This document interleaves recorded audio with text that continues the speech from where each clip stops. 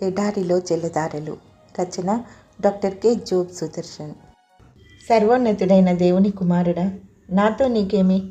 నన్ను బాధపరచుకుమని దేవుని పేరిట నీకు ఆనబెట్టుచున్నానని బిగ్గరగా కేకవేసెను. మార్క్ 5:7.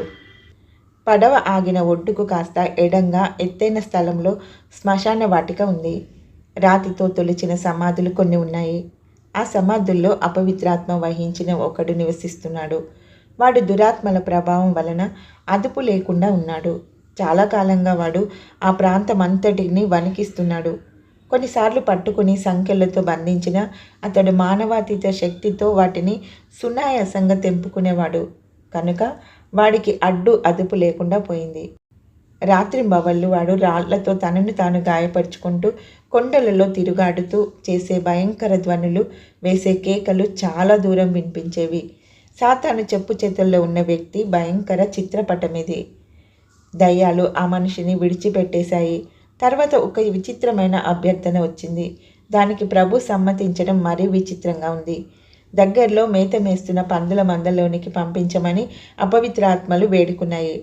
ఎందుకంటే యూదులు పందులను అపవిత్రమైన జంతువులుగా పరిగణించేవారు. ఇంతకు అపవిత్రాత్మలు కోరుతున్నదేమిటి?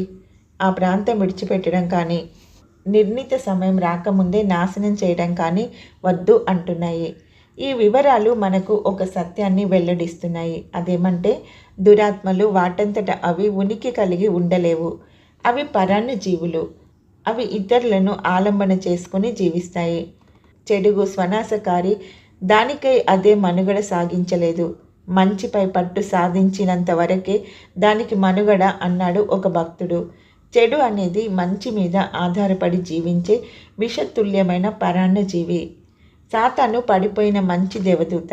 అయితే వాడి దేవుడిలాగా శాశ్వత కాలం ఉండడు. వాడి నాశనం తథ్యం. విముక్తుడైన వ్యక్తి మునుపు సంకెళ్లను కూడా తెంపుకునేవాడు. ఇప్పుడు ప్రశాంతంగా నెమ్మదిగా ఉన్నాడు. అంతకుముందు నగ్నంగా ఉన్నవాడు ఇప్పుడు బట్టలు కట్టుకున్నాడు. యేసు ప్రభు పాదాల చెంత ఆరాధన భావంతో కూర్చుని ఉన్నాడు. ఇక ఎంత మాత్రము పిచ్చివాడు కాదు. స్వస్థ చిత్తుడై ఉన్నాడు. మానసిక స్వస్థత చేకూరింది. నెమ్మదిగా కూర్చుని ఉన్నాడు. ఎంతలో ఎంత మార్పు!